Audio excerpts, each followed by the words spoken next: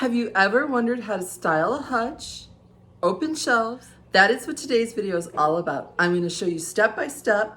We're going to do the hutch 3 different ways, one with a full china set, one with a vintage look, and one with ironstone. And then open shelves galore. I'm going to show you all different styles.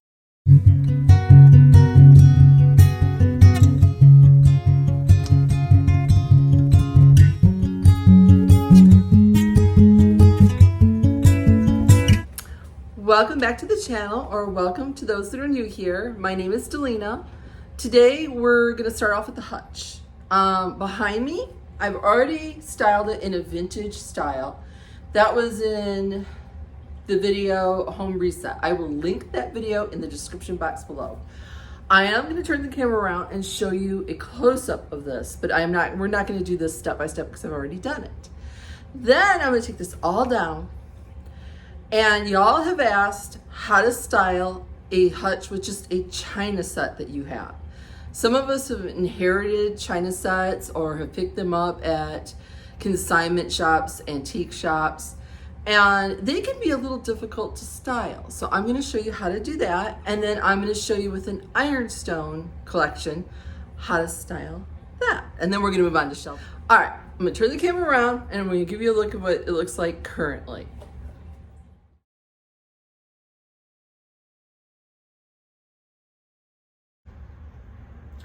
As you can see here, if you're new here, this is a china hutch that I removed the doors and I dark chalk painted a finish on it because it was a light honey oak. And it's currently styled in a vintage style. So we have some little drawer cubbies, some antique books, an alabaster lamp, some really cute goodies here, some butter presses, an old scale. The sewing box that I actually added little feet to. Sorry about the wires, I still haven't fixed the wires. With a collection of plates. And more books. And then up on top.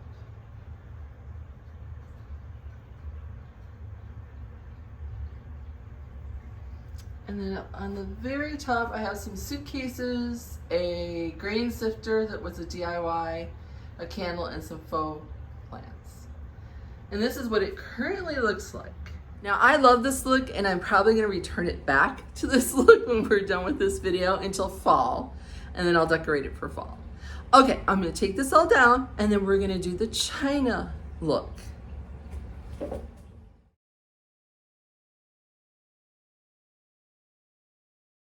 I cleared it off, and what I've done is I have placed a platter, the plates, and another platter. And then these are just doilies. This is hopefully you can see it, the china that my Aunt Sue, or my husband's Aunt Sue, still Aunt Sue, had gifted me. And it was her wedding china, and I think it's just beautiful. It's Lenox. So, and it's got such beautiful colors. Timeless, but bless their heart. She lives up in Michigan, and she asked if I wanted it. I said yeah, and she made arrangements to have it brought down, and we got it, but I didn't realize how much china.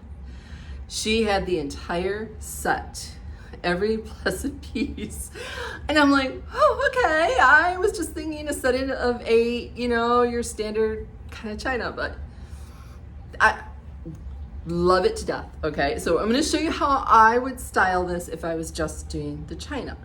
So you see, again, the platters and the plates. So, first thing that I am going to add is I am going to stack some of the plates, and then I am going to set a teacup and the tea saucer up, and you'll see this. I'm going to set it, and then I'm going to show you. Okay. I have stacked 4 each of, it would be like your salad plates, with the set of the teacup and saucers. Now, next I'm going to add, for just a little bit of shine, oops, sorry, is some wine glasses. These were also Aunt Sue had given me. I'm going to place each of those up there. And then in the middle, I have a little brass pedestal. And I'm going to set another saucer and cup up. And that one. Now, pretty basic. Everybody kind of does this. There's no wow to it. It's very plain Jane at the moment. What I'm going to do is I'm going to add some greenery. Sorry if you hear the cats.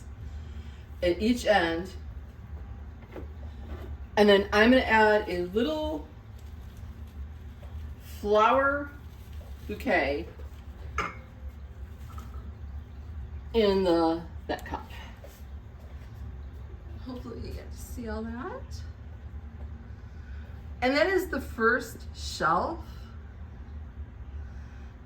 And like I said, that greenery makes such a difference in those little bit of flowers and the elevation, keeping everything kind of on different levels. Really makes the eye kind of, it's not, everything's flat or laying flat and you can't see the pretty china. Now on the second shelf, I have 3 plates. You always work in odds if you can do it. It's just more pleasing to the eye. Again, another doily. I'm going to do another stack of plates. And I am going to place them right here in front of each, didn't even see that, of the end ones. I've got another stack over here. And we're gonna place those right there. And you're saying, okay, that's great. Same thing. Now in the middle, I have a couple of oval bowls. Now I took one, I took the second one and kind of turned it on its side. I have another teacup and saucer. I have some greenery and a rose. And on that shelf though, I am gonna add a couple of candlesticks, brass candlesticks.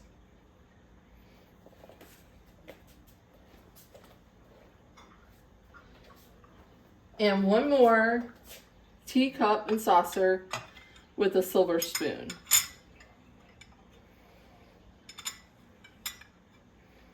Let me just leave that right there so you can see it. Very pretty.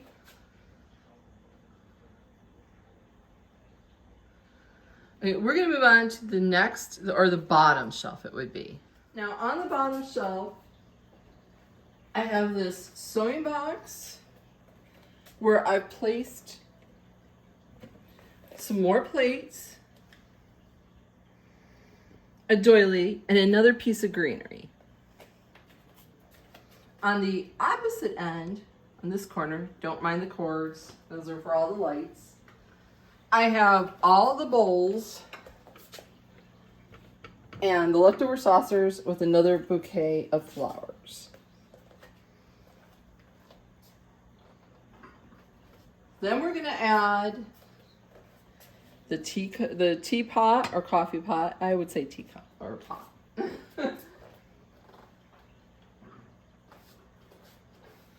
I have taken a set of 3 of the teacups and stacked them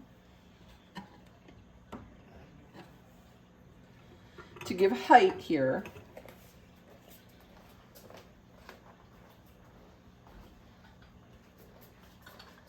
And we have the sugar, the creamer with a tea strainer, and a napkin with a gold, let's move those, a gold napkin ring. And hopefully you can pull that.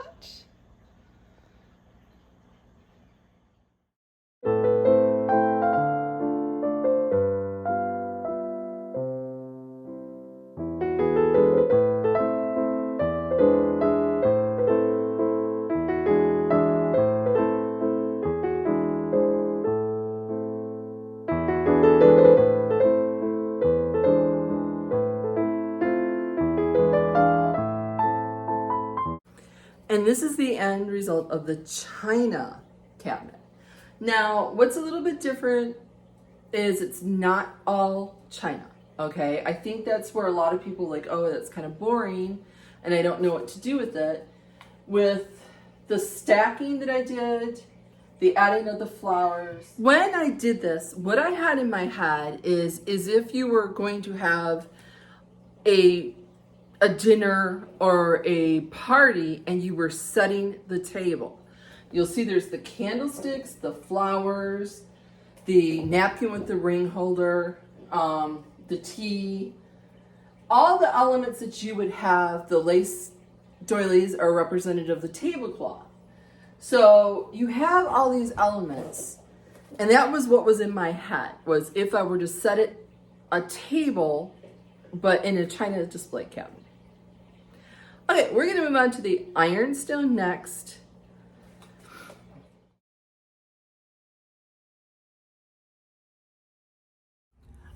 Before we get into the ironstone styling, you probably, if you're not familiar with ironstone is, it was a cheaper alternative to Chinese porcelain. And what it was clay or polymer fired with iron at a high temperature to create something more durable. That's why it's usually simple and it's usually white. But later on they used it, transferware sometimes is ironstone. It comes in all different patterns now, but I prefer the white personally. And I like the older, the ironstone I can find, the better, because it's like crazy and it's got like a crackling and browning, and I think it's gorgeous. But this is one of my latest, my ironstone pictures.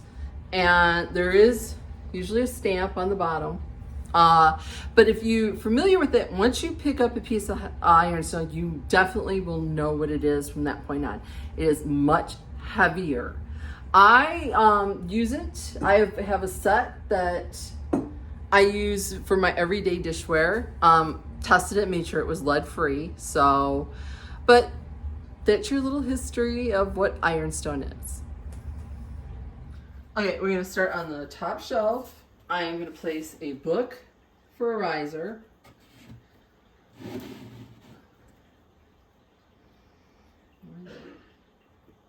First item I have is a chamber pot with some greenery from Hobby Lobby. I'm just going to set that up there. Okay. As with the china, I am stacking plates to use as a riser. Still is put in the back. We're going to set a pitcher on the top, smaller one over here, and a third one here. Now over in this corner, I've got that sewing box again, this time with ironstone plates and a doily.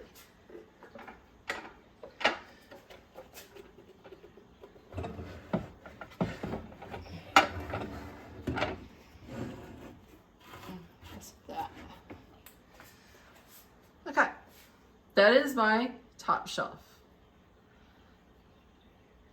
Super simple, super easy. On the second shelf, I have placed 3 of what I would classify as my medium size ironstone pitchers. Groupings of 3, you saw me do it the same thing up at the top with the 3 pitchers. I'm going to repeat this on this shelf. And then I placed a doily. And then here on the other corner, I just have some platters, some small plates, and a sugar bowl. Now in the middle, I've got a wooden box with a couple of books and some greenery. And we are going to place that right here in the middle. In front of it, I've got a wood butter press or mold.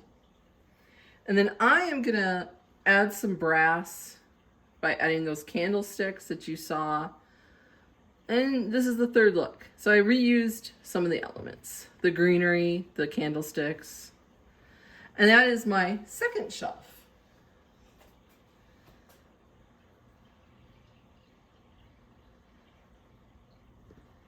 On the bottom shelf, I have another chamber pot, some more greenery, 3 books, a doily, and a couple of 3 wooden spindles, just tucked in there, with the platter behind it.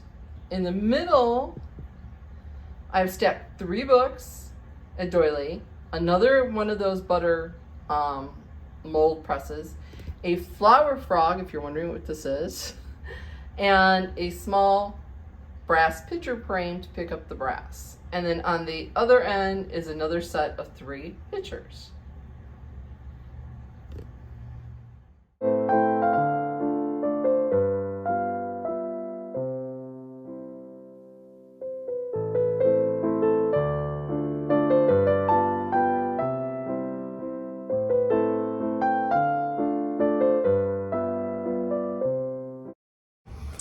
And as you can see, all 3 looks are completely different. I used some of the same elements in all 3 looks. You don't have to like spend a fortune.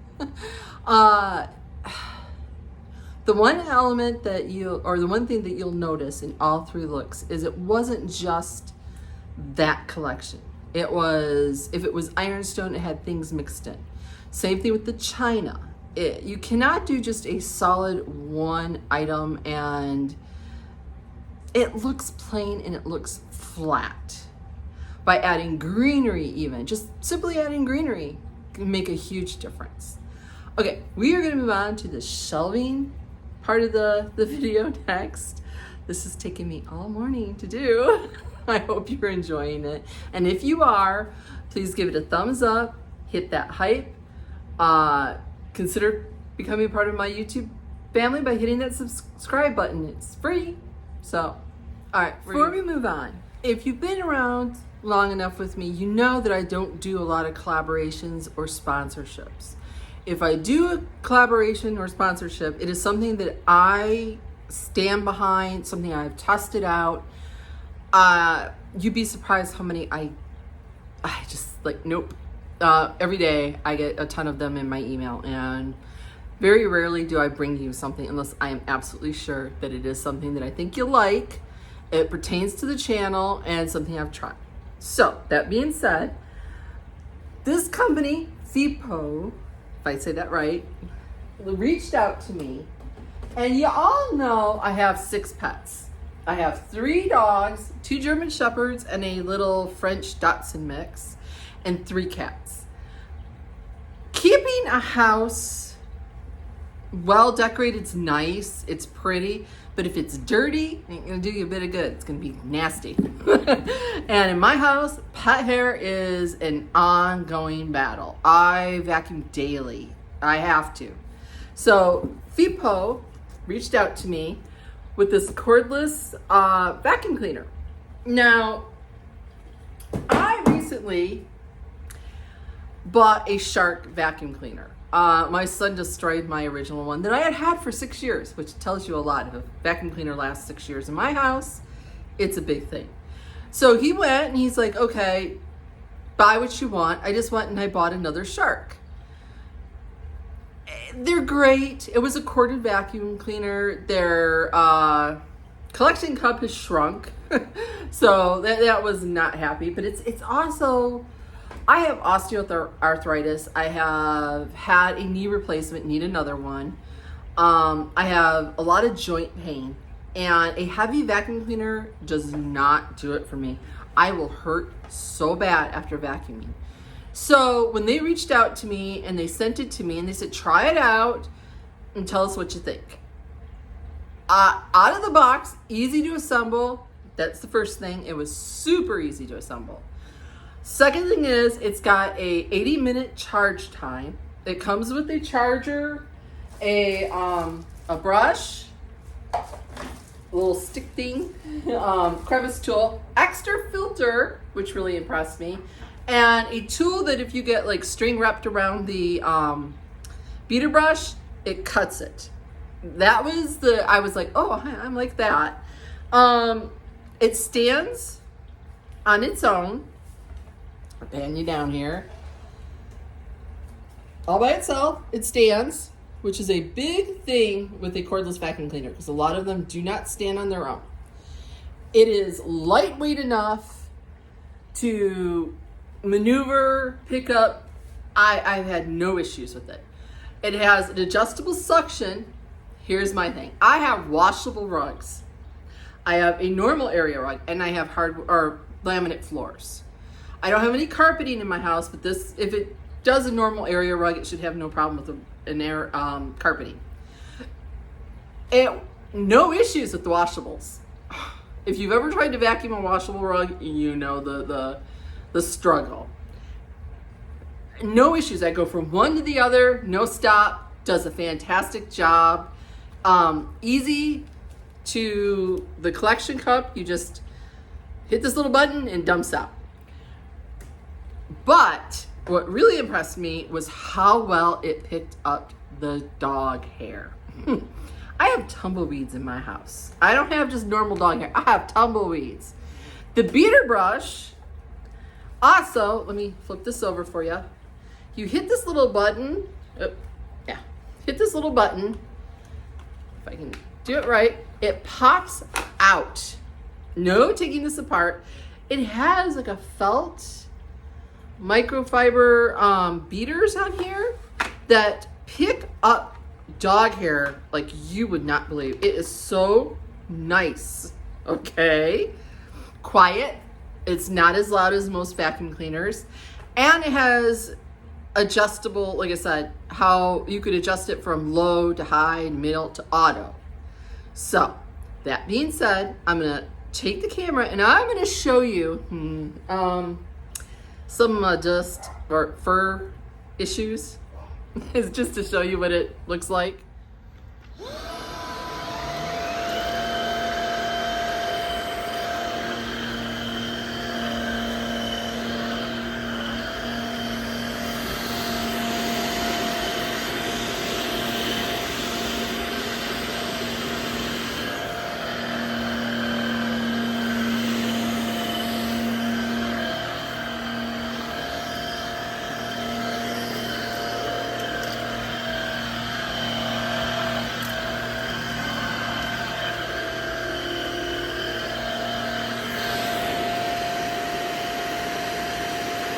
And this shows you it has 82 minutes still left, so I didn't fully charge it. And then here's the washable rug. See? No fuss. And look at that collection cup.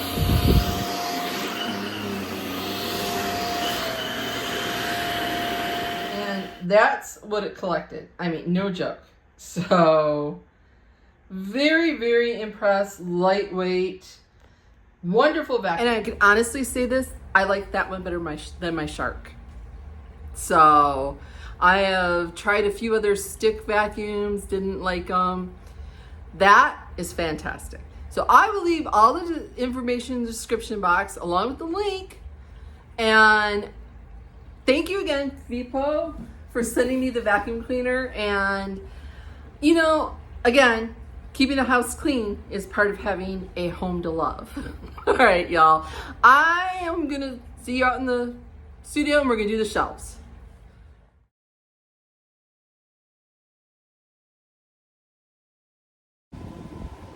Okay, I took a little break. My hair is a little flat. A little tired. It's many hours later. I had to like clean the studio in order to get out here and film. This is where I store all my stuff, all my craft stuff. You hear the air going, it has to be because it's like 100 degrees here in southern Georgia. Open shelving. It's the same thing as the Hutch or a vignette. I start like in sections. I break it up into a section of either 3 or 5, depending on how big of a shelf it is. In this case, behind me, they are 5.5 feet long or wide, and they're about a foot deep. So I broke them up into sections of 3. And I think it makes it easier when you do that you don't get overwhelmed.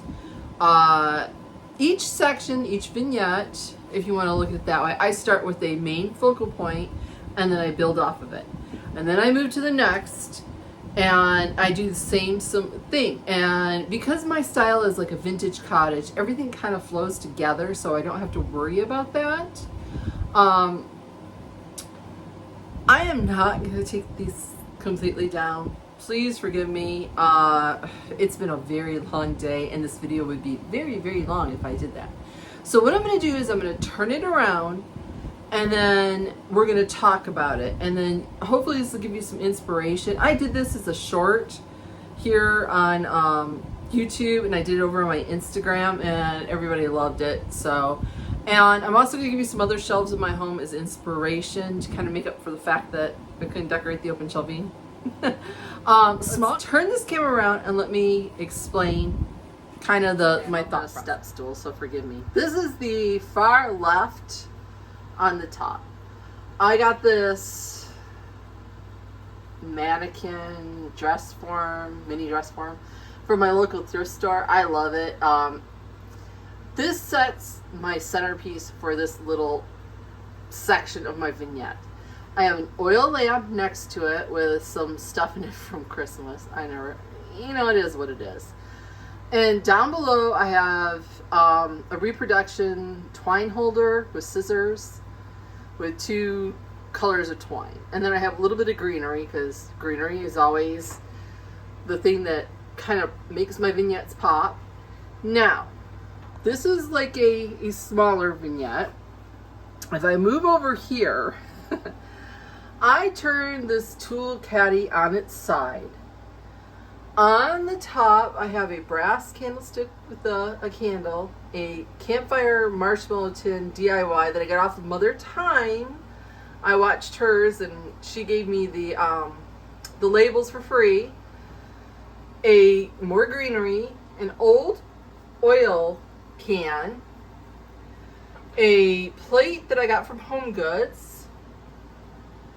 And then here it's very like shallow, so I had to be very careful about what I put in here. I have my shelf sitting duck, a pewter box, and a couple little frames. And then on the shelf itself is just some stuff that I thrifted, like a little tiny like piece of pottery with a masher, an old hazelnut container, again thrifted. Some shoe forms here in the middle, another little piece of greenery, a little white pitcher, and then that was my main focus vignette. Over here, I have my Singer sewing machine, an oldie but a goodie, a pitcher from Hobby Lobby, another twine holder, and a little topiary. And that makes up my 3rd vignette on that shelf. Now, moving down, I have some books here at the end with an old music box, some more greenery, a little bird, I love birds, my clock that reminds me I've been out here too long, a basket with some baby's breath. I buy this from Walmart and I just stick it in here and I let it dry. A quartz, some little bottles. And then over here, some more books, but I have this that's an old oak shelf that I thrifted, turned it upside down, and inside of it is some old patterns, a wheel from a sewing machine, another little dress form, a tiny one, a piece of, it looks like forgive me, a gear, old scissors, some wooden spindles, and some more greenery. And that's all there is to this open shelf. Now, I want to step down off this stool. This is what it looks like from back. So you see the 3 vignettes on the top, and then again, sort of the same thing on the second shelf. And if you're wondering what's below it, it's just a monitor, my printer, and the desk that's out here that my son built me. And another one of those lampshades from the lampshade tutorial that y'all love so much. I made another one. So, but that's one of the open shelves. This is the shelf mirror at the end of my hallway. Give you another little bit of inspiration. The top of the dresser. This is the shelf in my guest room.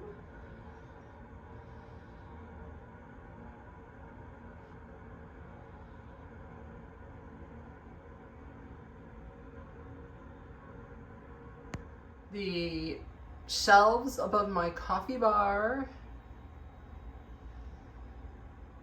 In my kitchen. Above the fridge, which I count as open shelving. There's one more shelf over here. It's above the door that leads into the laundry room. I'm not finished with it. I'm thinking of putting a copper teapot up there. Let me know what you think. Or any other suggestions would be nice. Well, I hope you enjoyed today's video, and I hope you got a lot of inspiration and a lot of ideas on how to style a hutch and open shelving. Next week's video, believe it or not, it's the fall marathon. I'm just gonna do a marathon of the last couple of fall seasons that I've been on YouTube, and hopefully it gets you in the mood. I know it's early. I know. You're speaking to the choir here. It's over 100 degrees where I'm at. Yeah, and then I'm gonna do an early apple tablescape the following week before we dive in to the deep fall decorating. So I hope you have a fantastic week. I have a lot more stuff coming up. In fact, over the weekend, I did some chair railing in the living room. I fixed my bathroom issue, the small bathroom where like the tub and sink were, where I showed the shower curtain from last week. Thank you so much for all the suggestions for the rugs and the shower curtain from last week's video. I really, really appreciate it. And thank you for those that have stuck with me all the way to the end of this video. If you see my eye, I've been having issues with my eye. I need to seek out an ophthalmologist. If you could kind of pray for me. The eye has been giving me grief. It's been irritated now for over a month. Usually with me, it's my immune system, and that's usually what it does. But it's not getting any better. And in fact, it's pretty bad. As you can see, as the video progresses, you'll see it get worse and worse. It was horrible this morning when I woke up. So, I will see you in next week's video. Have a great week.